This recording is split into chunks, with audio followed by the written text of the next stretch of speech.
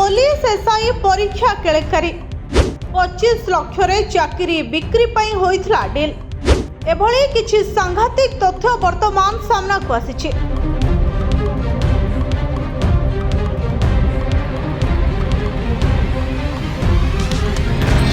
Silicon tech lab रो MD Suresh नायक ओपीआरबी ठारू police SI परीक्षा प्रश्नपत्रर एक सेट नैथिले। सही प्रश्नपत्र को आशायी को देखाई प्रभावित करथिले।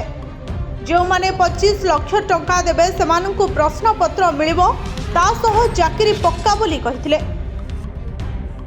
सीबीआई दाखल करिथिबा चार्जशीट रे एभली सांघातिक तथ्य सामना को आछे। तथ्य मुताबक एसआई परीक्षा प्रश्नपत्र पई ओपीआरबी को अनुमति मिलिथिला। ओपीआरबी निज मुंडरू दायित्व खसाई सिलिकॉन टेक लैब को एही दायित्व टेकी देथिले। परे सुरेश कोलकाता रे थिबा सरस्वती प्रिंटिंग रे 5 सेट प्रश्नपत्र प्रस्तुत करी ओपीआरबी को देथिले।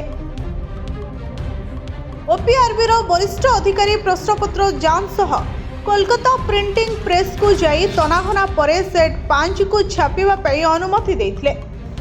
ओपीआरबी सेट 5 छापिबा पई निर्देश देवा परे सुरेश अडुआरे पड़िथिला।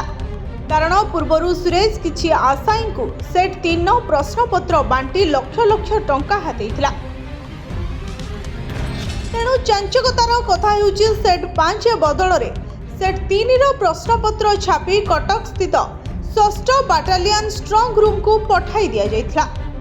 आश्चर्यर कथा हेउछि सुरेश सेट बदलाइथिले भी ए विषय रे केही प्रश्न करि नथिले। खाली एतिकि नुहे, पंच सबको सरकारी भावे कोनोसी अनुमति मिली नथिबा बेले सिलिकॉन टेक लैब रु काम पाई से भी तार मनमानी चलाइथिले। परीक्षार्थी तथ्य पंचसफ्ट पाखरे थिबारु से भी परीक्षार्थी सह जोगाजोग करी चाकरी बिकिथिला। सीबीआई अधिक खोलताड़ करुछे। ब्यूरो रिपोर्ट जनता टीवी।